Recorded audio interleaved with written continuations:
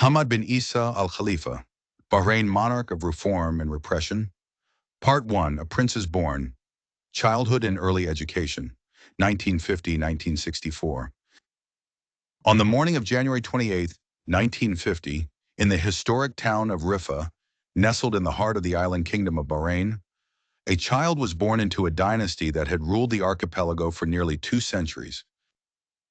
That child was Hamad bin Isa bin Salman Al Khalifa, the eldest son of Crown Prince Isa bin Salman Al Khalifa and his wife Sheikha Hessa bin Salman Al Khalifa.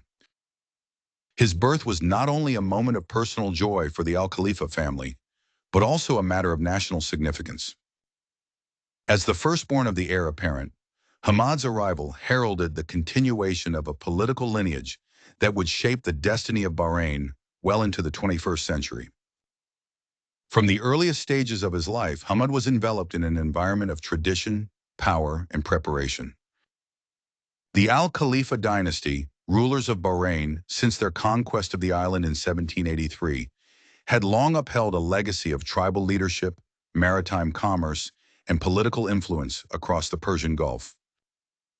Within this context, Hamad's upbringing was meticulously designed not merely to nurture a son, but to mold a sovereign. Even in his infancy, palace tutors and family elders knew that the boy would one day sit at the head of the nation.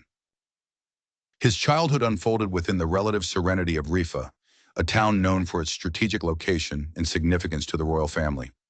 Life in the royal household was one of discipline and decorum. While his early years were filled with the joy and innocence of youth, they were also steeped in the consciousness of duty. From an early age, Hamad was taught that he bore the weight of Bahrain's future on his shoulders. His early education began in Bahrain's capital, where he attended Manama Secondary School. Though the kingdom's educational infrastructure was still developing, the school represented the best available domestic instruction for children of elite families. There, young Hamad was introduced to the fundamentals of arithmetic, Arabic literature, geography, Islamic studies, and civic duty. Teachers often recalled his seriousness, a sense of quiet confidence that distinguished him even among his peers. Yet it was widely recognized within the royal circle that Hamad's education had to be global. The Al Khalifa family, deeply connected with British colonial administrators and the broader international community, understood that the future ruler would need to engage not only with local tribal politics, but with the rising complexities of global diplomacy and economics. To this end, the Crown Prince's son was sent abroad to the United Kingdom, a common path for Gulf royalty of his generation. His first destination was Applegarth College in Godalming, Surrey, a small, rigorous institution nestled in the English countryside. The transition was not easy. Leaving behind the familiar sands of Bahrain for England's cold and misty climate was a cultural jolt. However, Hamad adapted with notable resilience. His early exposure to English society, customs, and education opened his eyes to a world that operated on very different principles than the one he had known. At Applegarth, he was introduced to Western literature, history, and the British way of governance. He was an attentive student, conscious that every lesson he absorbed could one day be applied to his homeland. Later, he transferred to the Leys School in Cambridge, an institution steeped in British tradition and known for cultivating the nation's future leaders. At the Leys, Hamad was exposed not only to a higher academic standard, but also to a culture of independence and critical thinking. Surrounded by students from across the world, he began to forge a worldview that extended beyond the confines of Bahrain's narrow coastline. He became increasingly aware of the geopolitical changes transforming the post-war Middle East and the waning influence of colonial empires. The atmosphere at the Leys, one of classical rigor and intellectual challenge, planted in him an enduring respect for structured governance, legal frameworks, and military strategy. While his education was progressing abroad, Bahrain was undergoing its own quiet revolution. The discovery and development of oil fields were transforming the tiny nation's economy, bringing prosperity but also new societal demands. British advisors still exerted considerable control over Bahrain's foreign affairs and defense policies, but nationalist sentiments were growing. By the early 1960s, political and social modernization was slowly but surely gaining momentum. It was against this backdrop of transformation that Hamad's future as a leader was formally recognized. On June 27, 1964, at the age of 14, Hamad bin Isa Al Khalifa was officially designated Crown Prince of Bahrain. The royal decree was an important moment, not only for the young prince but for the entire nation. The announcement cemented Hamad's position as the next in line to the throne, a decision met with approval among political leaders, tribal heads, and foreign diplomats alike. The investiture brought with it new responsibilities. Though still a teenager, Hamad's life shifted from that of a student to that of a statesman in training. His schedule began to fill with official duties, ceremonial appearances, and intensive briefings. He was introduced to the operations of the royal court, the mechanisms of state governance, and the intricacies of defense planning. Accompanying his father on state functions, observing meetings with foreign dignitaries, and touring military facilities all became part of his education and leadership. As the 1960s progressed, Hamad's education would take yet another decisive turn, this time into the world of military training, where he would begin to develop the strategic acumen and discipline that would later define his rule.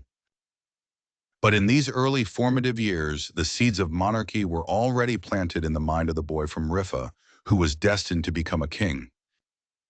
Part 2, Forged in Discipline, Military Training and Early Leadership, 1972. With the formal designation of Hamad bin Isa Al Khalifa as Crown Prince in 1964, the path forward for the young heir was clear. He would have to develop not only intellectual breadth, but the strength of command. The next chapter of his life would be defined by military rigor, national service, and early forays into the complex machinery of governance.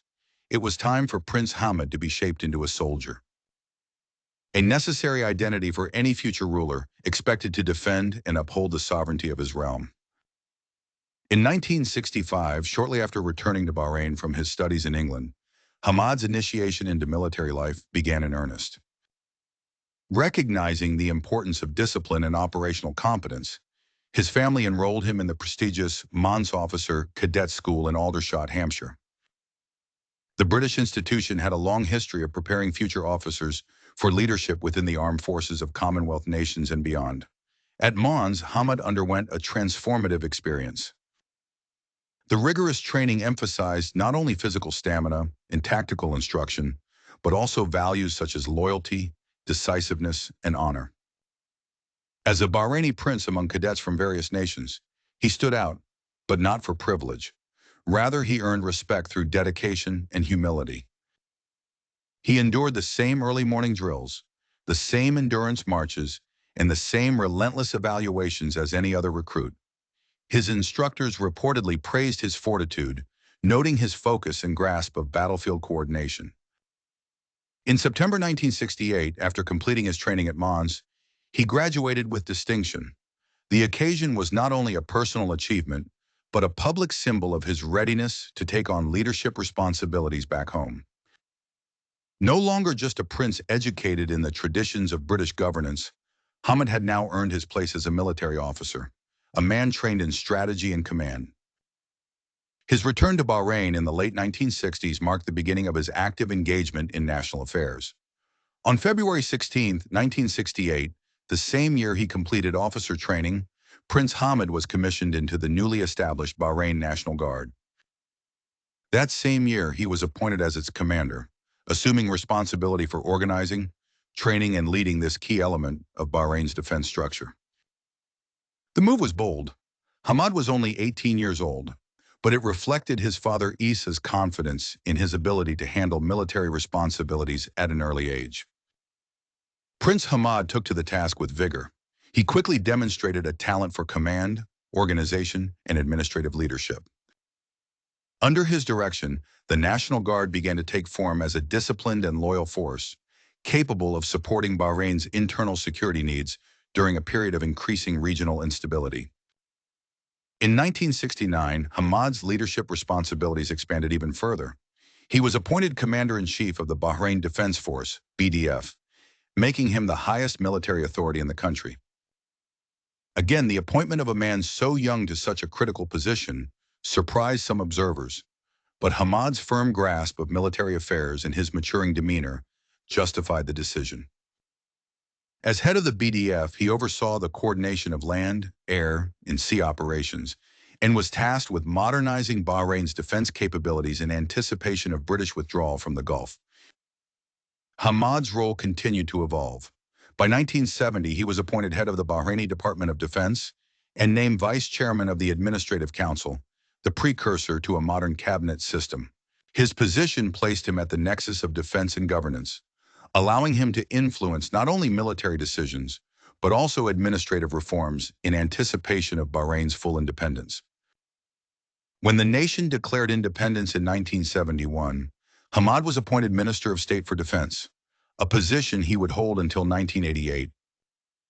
His early years in office were marked by increasing regional tensions, particularly the residual threats from Arab-Israeli conflicts, Iranian ambitions in the Gulf, and the withdrawal of British forces under the East of Suez policy. Hamad, however, remained focused on building a strong and professional military that could ensure the kingdom's stability. His leadership style, shaped by British doctrine and adapted to local realities, was both pragmatic and loyal to tradition. He was a young man building an army, not to expand borders, but to protect his people and the sovereignty of a new nation. In June 1972, Prince Hamad once again left Bahrain, this time to undergo advanced military education at the United States Army Command and General Staff College at Fort Leavenworth in Kansas. This American institution, regarded as one of the world's foremost centers for officer education, further sharpened his strategic thinking. There, Hamad studied military science, geopolitics, international law, and leadership principles alongside rising officers from dozens of countries. His time at Fort Leavenworth exposed him to U.S. military doctrine and gave him first-hand insight into coalition strategies, counterinsurgency, and modern warfare planning. He graduated from the program in June 1973 with a leadership degree, enhancing his credibility as a military commander and defense policymaker. The experience gave him an even more global perspective on defense and diplomacy, crucial skills for a future monarch navigating Cold War politics and rising Arab nationalism. By the early 1970s, Prince Hamad bin Isa Al Khalifa had already achieved more than many men twice his age. He had trained at elite institutions in the UK and the US, served as commander-in-chief of his nation's armed forces, and played a central role in guiding Bahrain through the early years of independence. While his father remained the reigning Emir, Hamad was already shaping the military, administrative, and diplomatic foundations of the state he would one day rule. But his ambitions did not stop with the military. Soon, Prince Hamad would take to the skies and lay the foundation for a national air force. Yet another step in his transformation from a studious young prince to a fully formed leader of men. Part 3. Wings of Sovereignty. Aviation, the Air Force, and Strategic Command, 1973-1988. By the early 1970s, Prince Hamad bin Isa Al Khalifa had already distinguished himself as a military leader and government official. He had successfully commanded the Bahrain National Guard, led the Bahrain Defense Force, and acquired elite training in both British and American military academies. However, his ambitions did not rest with the ground forces alone. Hamad now turned his attention skyward, envisioning a modernized national air force that could project Bahrain's sovereignty in the increasingly volatile Gulf region. It was in October 1977, at the age of 27, that Hamad began his journey into aviation. Despite his already considerable responsibilities as Minister of State for Defense, he took on the rigorous task of training as a helicopter pilot. Aviation was not merely a hobby. It was a calculated expansion of his leadership skills and a step toward building Bahrain's aerial military capabilities. Completing his training in January 1978, he earned his qualification as a helicopter pilot. This personal achievement marked the beginning of his direct involvement in shaping Bahrain's air power. At the time, Bahrain's aerial defenses were modest and largely underdeveloped. The country's geography, an island nation vulnerable to external threats, demanded a credible air presence. Hamad recognized this gap and saw the need for an independent air force that could safeguard Bahrain's strategic assets, monitor maritime approaches, and provide aerial support in emergencies. Throughout the 1980s, regional instability reinforced the urgency of this vision. The Iran-Iraq War, which raged from 1980 to 1988, spilled into the Persian Gulf in what came to be known as the Tanker War. Both Iran and Iraq targeted oil shipments in the Gulf, and the risk of escalation into neighboring territories grew acute. Bahrain, situated perilously close to the Strait of Hormuz and home to a major U.S. naval presence, was increasingly aware of its vulnerability. It was during this time in 1987 that Prince Hamad took decisive action. He spearheaded the transformation of the Bahrain Defense Forces Air Wing into a full-fledged air force. The result was the formation of the Bahrain Emir Air Force, a landmark in the country's defense history. As the founder and driving force behind this institution, Hamad oversaw its structural organization, recruitment protocols, training systems, and international procurement agreements. The establishment of the Air Force was not merely a military act. It was also a statement of national pride and independence. Hamad was determined to ensure that Bahrain would not be seen as a passive actor in Gulf affairs or overly dependent on external powers for protection. He envisioned a well-equipped, domestically controlled air force capable of participating in regional security efforts while asserting Bahrain's sovereignty. In pursuit of this goal, Hamad directed efforts to build strong partnerships with key allies. He negotiated training agreements with Western air forces, especially those of the United States and the United Kingdom. Bahraini pilots were sent abroad to gain experience in flying advanced fighter aircraft and to train under NATO-aligned doctrines. Simultaneously, Hamad's defense ministry invested in procuring modern aircraft, radar systems, and missile defenses that would provide Bahrain with both reconnaissance capabilities and defensive strength. This period also reflected his growing confidence and maturity as a defense strategist. He believed in professionalism, merit, and loyalty in the armed forces. As a result, the Bahrain Emir Air Force became a symbol of national unity and modernization, staffed by officers trained in a blend of Arab values and Western military principles. Hamad insisted on technological modernization, continuous training, and ethical military conduct. He was, in every sense, building not only a military institution, but also a pillar of national identity. Beyond aviation, Hamad's years as Minister of State for Defense, spanning from 1971 to 1988, were marked by deep structural reforms in Bahrain's military. He improved recruitment and promotion systems, elevated the standards of officer education, and centralized military coordination between the ground, air, and naval branches. His long tenure brought stability to the institution, and under his guidance, the BDF became one of the most professional and respected armed forces in the Gulf region. It is during this time that Hamad also quietly began to expand his diplomatic engagements. Though not yet monarch, he had already assumed many of the responsibilities associated with state leadership. He met with defense ministers, military commanders, and heads of state from across the region and beyond. His diplomatic manner, measured, polite, and calculated, earned him respect among allies and cautious admiration among rivals. Even in times of peace, Hamad understood the importance of readiness. He introduced joint training exercises with friendly nations, bolstered Bahrain's intelligence capabilities, and emphasized interoperability with Gulf Cooperation Council forces.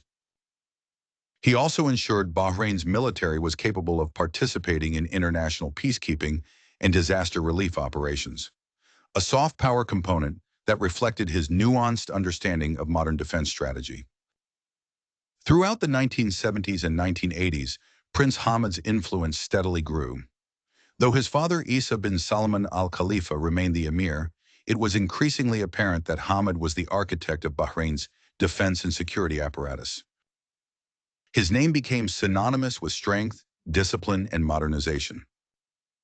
As the decade came to a close, the kingdom stood on the threshold of the post-Cold War era, and new challenges, both domestic and regional, began to surface.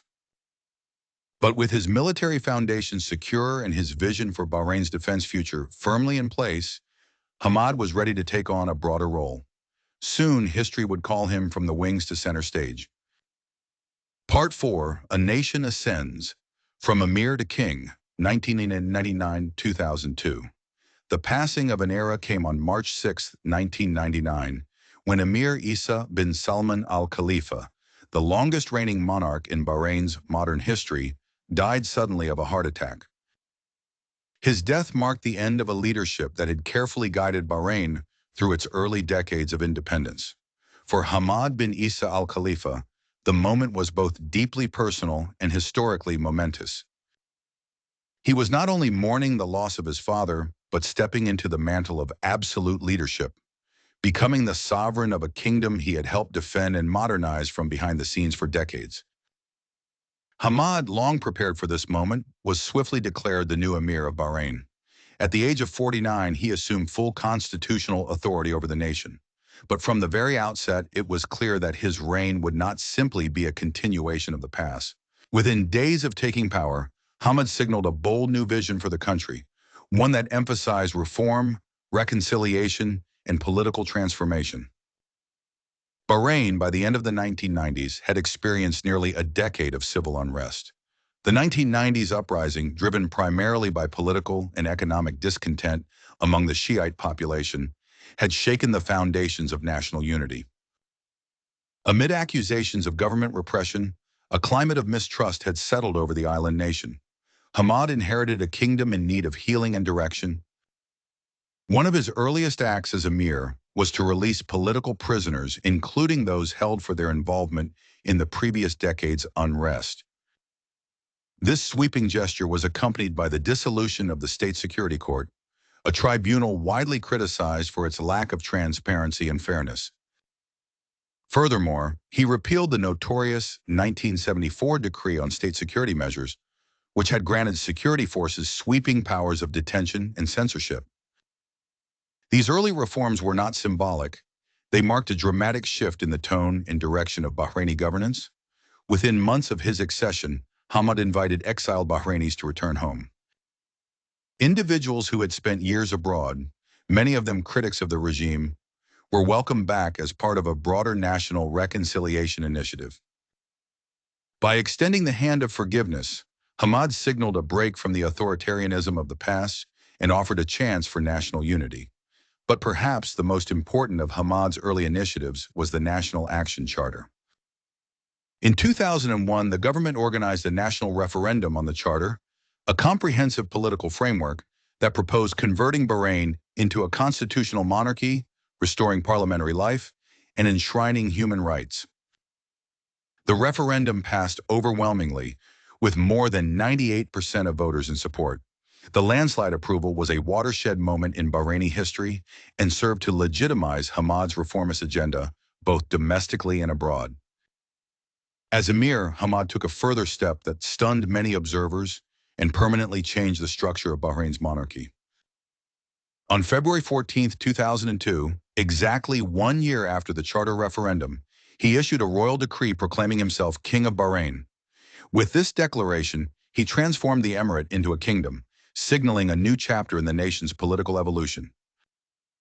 The decision to adopt the royal title was more than ceremonial. It was a declaration of sovereignty, confidence, and vision. By elevating Bahrain's status on the international stage, Hamad aimed to redefine its identity, not as a subordinate outpost of regional powers, but as a modern, independent, constitutional monarchy with its own unique character and institutions. The 2002 Constitution, promulgated shortly thereafter, reaffirmed many of the promises of the National Action Charter. It established a bicameral legislature consisting of an elected lower chamber, the Council of Representatives, and an appointed upper chamber, the Shura Council. While the king retained significant powers, including appointing the prime minister, dissolving parliament, and commanding the military, the Constitution marked the reintroduction of parliamentary life after nearly 3 decades of suspension. Hamad's move to the throne brought about wide international attention. In Western capitals, he was praised for his bold reforms and progressive tone. Bahrain was hailed as a model of political transformation in the Arab world, and a Gulf monarchy that appeared willing to embrace participatory governance, empower civil society, and reduce authoritarian controls.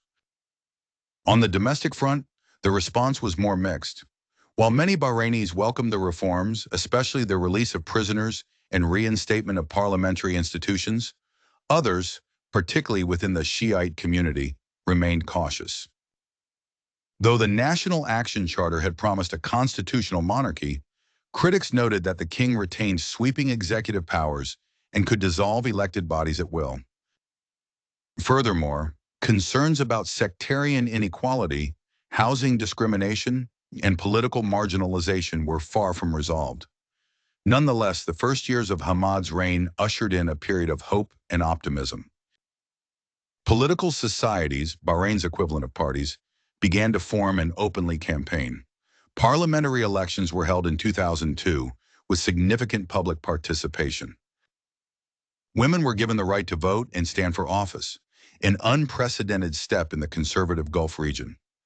In the business sector, Bahrain expanded its reputation as a regional financial hub, promoting investment, banking, and free trade.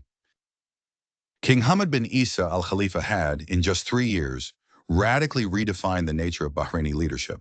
From prince to emir to king, his journey was marked by a firm belief in measured reform, strong national identity, and international engagement. Yet the challenges ahead, social inequality, sectarian tension, and regional volatility, would test the foundations of his vision like never before.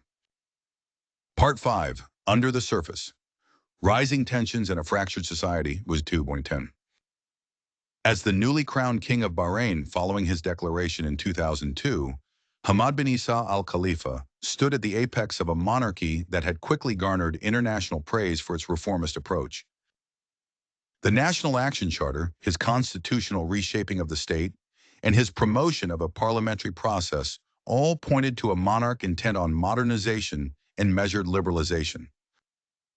However, beneath the surface of this reformist veneer, profound societal fractures continued to widen, fault lines that would, within a decade, erupt into one of the most serious crises of his reign. From the outset, it was evident that while the 2002 Constitution promised participation, the scope of real power remained firmly in the hands of the monarchy. King Hamad possessed authority to appoint half of the legislature, dissolve the elected chamber, and appoint the prime minister and cabinet, all without parliamentary consent. This centralization of power, though accepted by some as necessary for stability, led many Bahrainis, especially in the majority Shiite community, to question the sincerity of the reform process. By the mid-2000s, public sentiment in Bahrain was becoming increasingly polarized. Although the return of elections and legal political societies created a more open political arena, dissatisfaction was growing. While Sunni Bahrainis, especially those from families tied to the state's elite and military, enjoyed broad privileges, many Shiites alleged systematic discrimination in access to government jobs, land, housing, and military service. Accusations emerged that Shiites were being deliberately marginalized in state institutions, including in ministries of internal affairs, justice, and defense, critical nodes of state power. Adding to this resentment was the belief that the monarchy was engaging in a demographic engineering strategy, allegedly naturalizing Sunni immigrants from South and Central Asia and recruiting them into the security services. These efforts, critics claimed, were designed to dilute the Shiite majority and reinforce the Sunni ruling class. The Al Khalifa family, which dominated the government, held key ministerial portfolios, including the Ministries of Interior, Justice, Finance, Culture, and Foreign Affairs, and led influential institutions such as the Bahrain Economic Development Board and the Supreme Council for Women. The perception of exclusion grew more potent. Despite these undercurrents of unrest, Bahrain continued to make headlines for its economic transformation. Between 2003 and 2010, King Hamad oversaw a period of strong economic growth, spurred by financial liberalization, infrastructure projects, and tourism. The country marketed itself as a gateway to the Gulf, with business-friendly policies and relative social openness compared to its neighbors. Bahrain became the base of operations for many regional banks and international firms. Still, The appearance of prosperity failed to mask the sense of disenfranchisement felt by many ordinary citizens. The education system, housing shortages, and youth unemployment particularly affected Shiite communities. While government initiatives attempted to address some of these issues, political activists, clerics, and intellectuals increasingly spoke out about the need for meaningful constitutional reform, not just surface-level changes. Meanwhile, political societies began to evolve into ideological forces. Al-Wafaq, a Shiite political bloc, gained widespread support in parliamentary elections, presenting a peaceful, legal alternative to street activism. But despite its growing base, the society struggled to effect real change due to the limits placed on legislative power. The appointed Shura Council, loyal to the monarchy, could override bills passed by elected representatives, and laws regulating protests, media, and civil organizations remained restrictive. King Hamad remained a visible and respected figure throughout this period. He continued to attend summits, receive foreign dignitaries, and serve as the public face of Bahraini progress. His moderate rhetoric emphasized unity, coexistence, and economic development. He launched development initiatives aimed at youth empowerment and digital infrastructure, and in 2009 he hosted the launch of the Bahrain Center for Strategic, International, and Energy Studies. Yet despite these efforts, Bahrain's political atmosphere remained tense and brittle. Occasional demonstrations and sit-ins were met with swift responses by security forces. While some praised the kingdom's resilience and law enforcement strength, others warned that growing authoritarian tendencies and the suppression of dissent were feeding long-term instability. Tensions were not only domestic. Regionally, sectarian geopolitics increasingly played into Bahrain's internal dynamics. As the Sunni-led monarchy faced accusations of marginalizing Shiites, Iran's growing influence in the region raised alarms. Bahraini officials often accused Tehran of meddling in its affairs and attempting to manipulate Shiite grievances to destabilize the kingdom. These accusations, whether substantiated or not, deepened the sectarian divide and justified heightened security measures by the state. Throughout the 2000s, King Hamad's rule was increasingly defined by a dual image, one of a modernizing monarch guiding Bahrain into the future, and another of a sovereign overseeing a society struggling with division, alienation, and suppressed dissent. He walked a careful line between opening political space and preserving royal authority, between appearing reformist to the outside world and maintaining order at home. As the decade drew to a close, Bahrain was a nation poised between potential and peril. King Hamad had managed to hold the balance, but as the winds of revolution began to stir across the Arab world in 2010, it was uncertain whether Bahrain's tightly controlled model could withstand the tide. The calm would not last. In early 2011, Bahrain would be thrust into the international spotlight, its citizens pouring into the streets, and its king forced to choose between reform and repression. Part 6, The Kingdom in Crisis. The 2011 uprising and the struggle for control. The year 2011 would become a defining moment in the reign of King Hamad bin Isa Al Khalifa. What began as a spark across the Arab world would soon ignite Bahrain's own deep-seated grievances, plunging the small Gulf kingdom into its most profound political crisis since independence. At the heart of it was a clash between a monarchy seeking to preserve order and authority, and a population demanding dignity, justice, and reform. The protest began on 14th February 2011, a symbolic date marking the 10th anniversary of the National Action Charter referendum that had promised a new era of constitutional monarchy. Drawing inspiration from the Arab Spring movements sweeping Tunisia and Egypt, Bahraini activists, many of them young, digitally connected, and politically conscious, called for mass protests through a Facebook page titled Day of Rage in Bahrain. The response was immediate and massive. Tens of thousands of demonstrators took to the streets in peaceful protest, demanding not the overthrow of the monarchy, but deeper democratic reforms, an end to sectarian discrimination, and more equitable governance. The early days of protest focused on the Pearl Roundabout in Manama, which quickly became the symbolic heart of the movement. Families, students, clerics, and workers set up tents, held vigils, and called for dialogue. For a moment it seemed as if Bahrain might follow a path of peaceful reform under the auspices of its reformist king. But the illusion was short-lived. On the 17th of February 2011, in the pre-dawn hours, security forces launched a violent crackdown on the Pearl Roundabout encampment. Tear gas, rubber bullets, and live ammunition were used to disperse sleeping protesters. Several were killed and hundreds injured. The crackdown shocked the nation and the world. The king appeared on television soon after and offered condolences for the deaths, ordering an investigation, a rare gesture, but trust had already begun to fracture. Despite mounting pressure, demonstrators returned, and by mid-March the protests had grown in scale and in boldness. The tone shifted from reform to resistance. Chants and banners now called directly for the fall of the regime, accusing the monarchy of betraying the promises of 2001. The opposition became more organized, drawing in political societies, Shiite clerics, and civil society groups. Tensions escalated. Faced with a movement he saw as both destabilizing and influenced by foreign forces, particularly Iran, King Hamad took decisive and controversial action. On 15th of March 2011, he declared a state of national safety, effectively martial law. That same day, under the auspices of the Gulf Cooperation Council, Saudi Arabia sent approximately 1,000 troops, accompanied by 500 from the United Arab Emirates, to Bahrain. The arrival of the Peninsula Shield Force, ostensibly to protect critical infrastructure, was seen by opposition figures and international observers as a thinly veiled foreign military intervention to preserve the monarchy. The deployment was followed by a wave of arrests, detentions, and trials.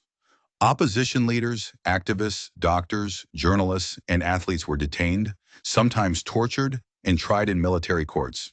The Pearl Roundabout Monument was demolished, an attempt to erase the physical symbol of resistance. The country was locked down. The crackdown was described by international human rights organizations as brutal and sweeping. The world watched in horror. Foreign Policy magazine ranked King Hamad as third among America's unsavory allies, citing the human rights violations during the crackdown. Human Rights Watch, Amnesty International, and the UN condemned the repression. The king, once praised for his moderation and reformism, was now facing global condemnation. Amid mounting international criticism, King Hamad took an unusual step to address the crisis.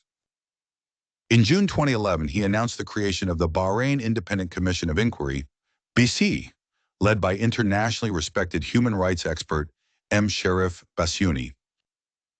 The commission was tasked with investigating the events of the uprising, human rights abuses, and government responses. The move was praised by then U.S. President Barack Obama and other Western leaders as a commendable gesture of accountability.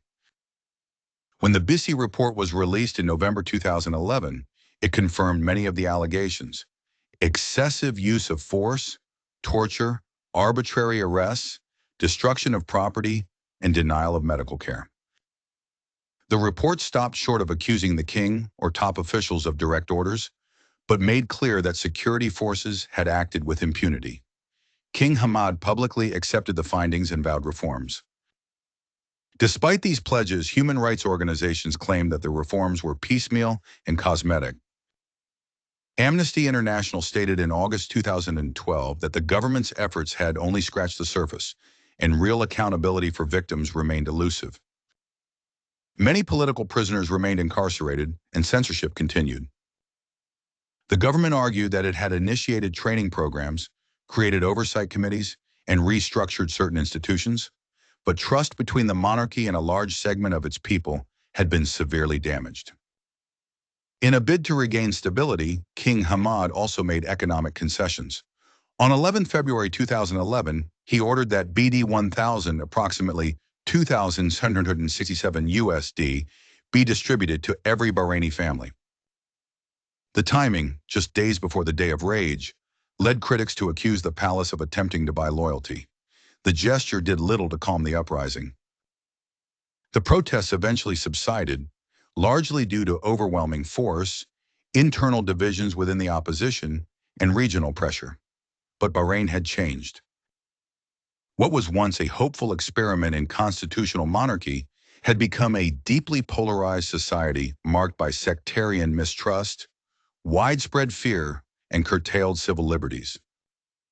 King Hamad, now a ruler with a deeply complicated legacy, continued to project stability and progress on the global stage. But the events of 2011 would remain a turning point in his reign, a moment when the dream of liberal reform collided with the reality of authoritarian survival. Part 7, After the Storm, Diplomacy, Image, and the Global Stage 2012-2020. In the aftermath of the 2011 uprising, King Hamad bin Isa Al Khalifa faced the formidable challenge of rehabilitating Bahrain's image, both at home and abroad. The island kingdom, once regarded as a model of cautious Gulf reformism, had become a symbol of repression and sectarian division. But Hamad, an experienced statesman with decades of military and administrative training behind him, did not retreat from the global stage. Instead, he launched a diplomatic counteroffensive aimed at reasserting Bahrain's strategic value to its allies and portraying his monarchy as a force for moderation in a volatile region. One of Hamad's primary focuses in the post-crisis period was to maintain Bahrain's alliance with Western powers, particularly the United States and the United Kingdom. Despite international criticism of his domestic policies, the king understood the geopolitical logic that continued to bind Bahrain to the West.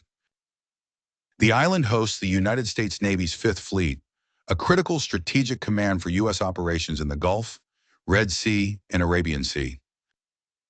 This military presence had been established decades earlier and remained a cornerstone of Bahrain's external security and economic relevance. Through regular consultations, arms purchases, and counterterrorism cooperation, King Hamad reinforced his country's status as an indispensable ally. American and British officials continued to visit Bahrain, often striking a delicate balance between expressing concern over human rights and reaffirming security cooperation. The Bahraini government responded by promoting limited judicial reforms and touting newly established oversight bodies, including the National Institution for Human Rights and the Ombudsman's Office for the Ministry of Interior.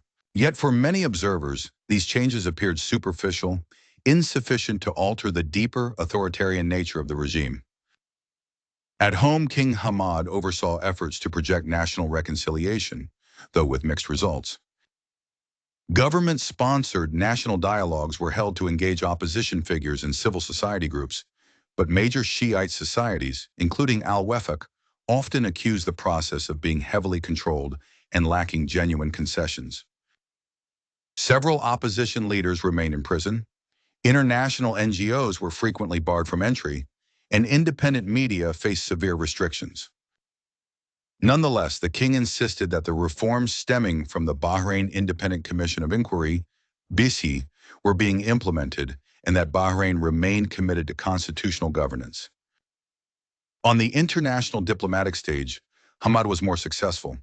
Despite the lingering controversy surrounding the 2011 events, Bahrain resumed its full participation in regional and global forums. King Hamad continued to receive foreign dignitaries and made occasional official visits abroad, but controversy would follow him. In 2011, he declined an invitation to the wedding of Prince William and Catherine Middleton in the United Kingdom amid growing protests by British human rights activists. The decision underscored the sensitivity of his international image, even among traditional allies. In August 2020, King Hamad reaffirmed Bahrain's support for the Palestinian cause, telling visiting U.S. Secretary of State Mike Pompeo that the kingdom was committed to the creation of a Palestinian state and had no plans to normalize relations with Israel. A move that appeared to align Bahrain with traditional Arab policy. However, just weeks later, a dramatic reversal occurred. On 11 September 2020, it was announced that Bahrain and Israel would establish full diplomatic relations, following in the footsteps of the United Arab Emirates as part of the Abraham Accords brokered by the United States. On 15th September, King Hamad's representatives joined officials from the UAE, Israel, and the U.S. in Washington, D.C. for a historic signing ceremony at the White House. Though the king himself did not attend, The event marked a significant shift in Bahrain's foreign policy and in Hamad's broader vision for regional security. The move was met with celebration among Bahrain's Sunni elite and Western allies, but triggered outrage among many Bahrainis, especially those sympathetic to the Palestinian cause or opposed to normalization without a resolution to the conflict. Opposition figures decried the agreement as a betrayal, and protests erupted in several Shiite majority areas, albeit quickly contained. Nevertheless, the king framed the decision as a pragmatic and peaceful step, one that ensured Bahrain's strategic relevance and reinforced its ties to powerful partners. Bahrain's relationship with Israel continued to develop in subsequent months, with economic agreements, technological cooperation, and security dialogue unfolding behind the scenes. It was clear that King Hamad, despite his domestic controversies, saw in normalization a strategic opportunity to reposition Bahrain as a moderate, forward-looking player in an increasingly polarized Middle East. In September 2022, King Hamad was once again in the spotlight, this time in a more traditional royal setting.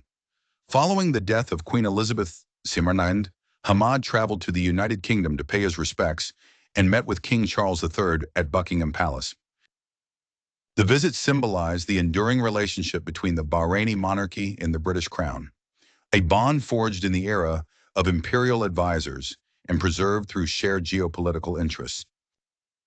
Throughout the 2010s, King Hamad maintained a public persona of dignity and tradition, often appearing in full uniform or ceremonial robes, accompanied by his sons and senior officials. His speeches continued to emphasize values such as unity, loyalty, and faith, even as his rule remained marked by tight control, limited space for dissent, and ongoing demands for reform. By 2020, he had ruled Bahrain for over 2 decades, years marked by both transformation and turbulence.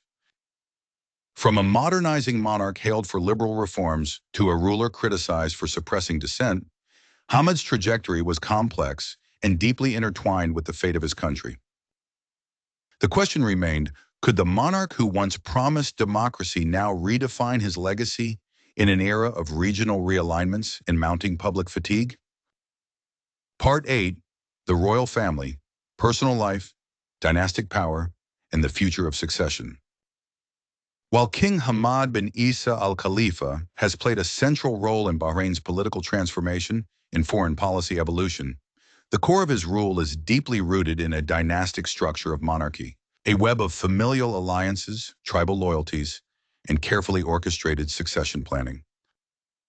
Behind the throne, the royal household itself is a vast network of power and influence, shaping not only the administration of the state, but also its vision for continuity. King Hamad is the father of 12 children, 7 sons and 5 daughters, born from his 4 wives, each of whom represents not only a domestic partnership, but a bond with influential families in Bahrain, Kuwait, and Qatar. These unions have helped him secure political alliances across the Gulf's tribal aristocracy. His first and most prominent wife, Sheikha Sabika bint Ibrahim Al Khalifa, is both his first cousin and the most public-facing consort. Married in 1968, the same year Hamad entered military service, Sheikha Sabika has long played a ceremonial and social leadership role as the chairwoman of the Supreme Council for Women. She is widely respected in Bahrain's elite circles and is often seen at national events, symbolizing the monarchy's commitment to women's empowerment, however limited in scope it may be.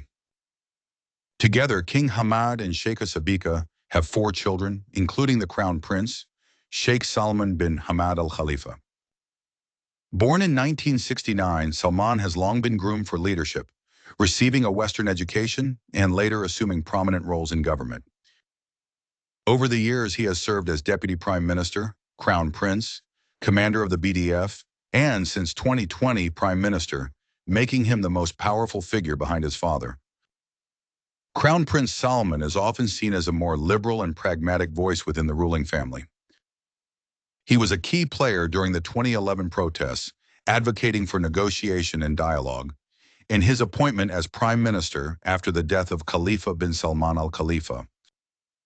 Hamad's uncle, who held the office for nearly 5 decades, was viewed by many as a generational shift within the Al Khalifa power structure.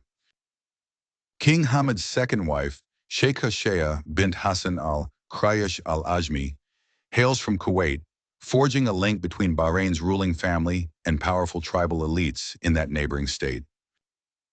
With her he has two sons, including Sheikh Nasser bin Hamad Al Khalifa and Sheikh Khalid bin Hamad Al Khalifa. Both are high-profile figures in Bahrain's military and sports institutions. Sheikh Nasser, born in 1987, serves as commander of the Royal Guard and National Security Advisor, and has frequently represented Bahrain in international sporting events, especially endurance horse racing. Charismatic and media-savvy, Nasser is viewed as a potential future leader and is known for his nationalist rhetoric and close ties to Gulf military institutions. However, his reputation has also been shadowed by allegations of human rights violations stemming from the 2011 crackdown, claims he and the government have repeatedly denied. Sheikh Khalid, born in 1989, leads the Bahrain Royal Endurance Team and heads the Bahrain Olympic Committee. Like his brother, Khalid is part of the younger generation of royals combining palace privilege with international visibility. His ventures into business and sports branding have added a modern, globalist layer to the family's image. Hamad's third wife, Sheikha Hessa bint Faisal bin Mohammed Al Mari, is from a Qatari lineage, reflecting the once warm ties between Bahrain and Qatar before relations cooled during the Gulf diplomatic crisis. With her, King Hamad had three children, including Sheikh Faisal bin Hamad Al Khalifa, who tragically died in a car accident in 2006 at the age of 14. The event was deeply mourned in Bahrain, and Hamad reportedly took the loss with great sorrow, rarely speaking of it in public. His fourth wife, Sheikha Manal bint Jabor al-Naimi, gave birth to one son and two daughters. These children remain relatively removed from public political life, perhaps due to their youth or preference for privacy. Nonetheless, within the palace, all royal offspring play a role in reinforcing the continuity of the monarchy and ensuring that loyalty to the Al Khalifa name runs deep across government and society. Within the royal household, power is not shared equally. The king, who retains absolute control over key appointments, defense and foreign affairs, delegates authority along lines of loyalty and capability. Succession is secure, with Crown Prince Salman clearly established as heir, but the rivalries among the king's sons and extended family members are carefully managed to prevent division or dissent. Such tensions are rarely made public, but observers believe that the allocation of military, financial, and diplomatic roles among Hamad's sons is also a way to prevent internal competition from boiling over. In terms of daily life, King Hamad is known for traditionalism, often appearing in tribal dress and promoting Bahraini cultural identity through festivals, heritage campaigns, and royal patronage of historical research. He maintains residences in Riffa Palace, Al Sahir Palace, and occasionally retreats to private islands and equestrian estates. He is also a passionate collector of horses and a supporter of equestrian sports, which are deeply embedded in Gulf Arab aristocratic culture. Under his reign, Bahrain has hosted international horse racing competitions, endurance races, and falconry tournaments, all contributing to the preservation of the island's Bedouin heritage while projecting royal grandeur. Despite his public-facing traditionalism, King Hamad is known to value technocratic efficiency and Western expertise, often employing international advisors in media strategy, national development, and public relations. He closely monitors succession planning, elite education, and internal security, the pillars that keep his dynasty stable in a region prone to upheaval. With a sprawling royal family, a firmly entrenched succession plan, and a blend of heritage and modernization, King Hamad's private world is more than ceremonial. It is the living engine of his monarchy's power. Yet even as he prepares the next generation to inherit his legacy, the challenges of public discontent, international scrutiny, and changing regional dynamics continue to shape the final chapters of his reign. Part 9. The Legacy of Power. Reflections on a Monarch's Reign and Bahrain's Road Ahead. As the curtain draws nearer to a close on the reign of King Hamad bin Isa Al Khalifa, history begins to render its early verdicts. More than 2 decades at the helm of the Kingdom of Bahrain have seen this monarch evolve from a reformist prince into a hardened sovereign, navigating one of the most complex and turbulent periods in his nation's modern history. He is a ruler defined as much by his transformative ambitions as by the contested outcomes they have produced. When King Hamad assumed power in 1999, he inherited not only the throne, but a society weary from a decade of unrest, eager for change, and hopeful for reconciliation. The National Action Charter, backed by over 98% of voters in 2001, appeared to be a turning point, a moment when a traditional monarchy would be reimagined as a constitutional state, one in which the rule of law, popular participation, and human dignity would form the pillars of national life. For a time, it seemed that Bahrain might serve as a model for gradual reform in the Gulf. Indeed, Hamad's early years were full of promise. He restructured Bahrain's legislative apparatus, reintroduced elections, empowered women with voting rights, released political prisoners, and reopened Bahrain's doors to exiles who had long been shut out. These reforms, coupled with the king's careful balancing of tradition and modernity, earned him a reputation abroad as a visionary Arab leader, committed to charting a moderate course between authoritarian rigidity and revolutionary upheaval. But these achievements could not be fully shielded from the deep structural contradictions within Bahraini society. The enduring imbalance between the Sunni ruling elite and the Shiite majority, which had long simmered beneath the surface, grew increasingly difficult to manage.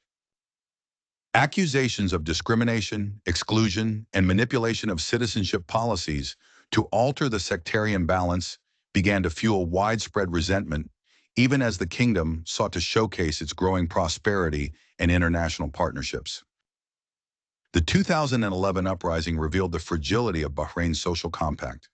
What began as peaceful protests for dignity and reform was quickly recast by the state as a threat to national security, sovereignty, and stability.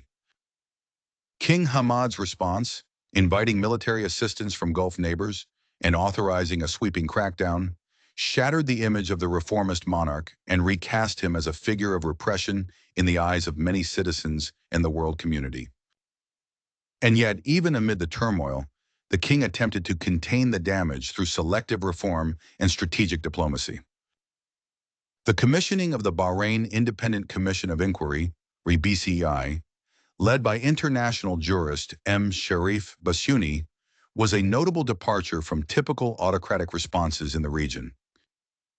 The report's candid acknowledgement of state abuses was rare and courageous, and Hamad's public acceptance of its findings reflected a willingness, however constrained, to reckon with the state's conduct. Still, critics argue that these gestures were not followed by sufficient action. Many of the BCI's recommendations remained only partially implemented. Political trials, detentions, and the outlawing of opposition societies became common again by the late 2010s. International human rights groups maintained pressure, but Bahrain's geopolitical importance, particularly its hosting of the U.S. Fifth Fleet and alignment with Gulf Arab monarchies, blunted most foreign efforts to demand sweeping change. In contrast to domestic discord, Hamad's foreign policy initiatives demonstrated boldness and foresight. His decision to join the Abraham Accords in 2020 and establish diplomatic relations with Israel marked a strategic pivot away from pan-Arab resistance narratives and toward regional realignment focused on economic integration, security cooperation, and shared concerns about Iranian influence. The normalization of relations with Israel, though celebrated in the West, was deeply divisive at home. Opposition voices viewed it as a betrayal of Palestinian aspirations, while supporters saw it as a pragmatic step that aligned Bahrain with the rising tide of Gulf diplomacy aimed at economic and technological advancement.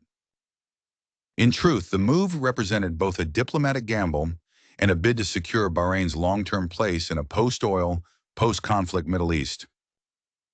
Throughout his reign, King Hamad has carefully cultivated an image of patriarchal authority anchored in cultural symbolism and statecraft. Rarely flamboyant or media-driven, he has chosen to rule through institutions and family rather than personal charisma. His sons, particularly Crown Prince Salman, now also Prime Minister, have been groomed for leadership in a state where dynastic continuity is paramount. His other sons, especially Sheikh Nasser and Sheikh Khalid, have been given portfolios in defense, security, and sport, reinforcing the royal family's grip on the machinery of state. The centralization of power within the Al Khalifa dynasty has brought stability, but also stagnation, in the eyes of critics. Bahrain's civil society remains tightly monitored, and the press, while active, operates within narrow boundaries. Calls for broader constitutional reform, equality, and transitional justice continue to echo across the kingdom, though often muted by the threat of reprisal. So how will King Hamad bin Isa Al Khalifa be remembered? For some, he is the architect of Bahrain's modern state, a monarch who took a conservative, tradition-bound island and integrated it into global markets and international diplomacy. His early reforms, support for education, and commitment to infrastructural growth transformed Bahrain's image from that of a sleepy Gulf outpost to a bustling commercial hub. For others, he is a cautionary tale, a leader who raised hopes only to dash them, who responded to the call for justice with repression, and who left the kingdom more divided and insecure than he found it. His era, they argue, is defined less by reform than by resistance to it, less by openness than by consolidated control. What is certain is that King Hamad's reign will occupy a central chapter in Bahrain's national narrative. He ruled during an age of transformation, technological, geopolitical, and generational, and steered his country through unrelenting change. He maintained the monarchy's hold on power, embedded it deeper into international alliances, and set the stage for the next generation of rulers. Whether history judges him as a visionary or a guardian of the status quo will depend largely on what comes next, whether his heirs embrace the promise of reform or repeat the cycles of repression. As the kingdom moves forward into a future marked by climate uncertainty, generational demands for accountability, and the eventual decline of oil wealth, King Hamad's long reign will remain a mirror, reflecting both what Bahrain could become and what it chose to preserve.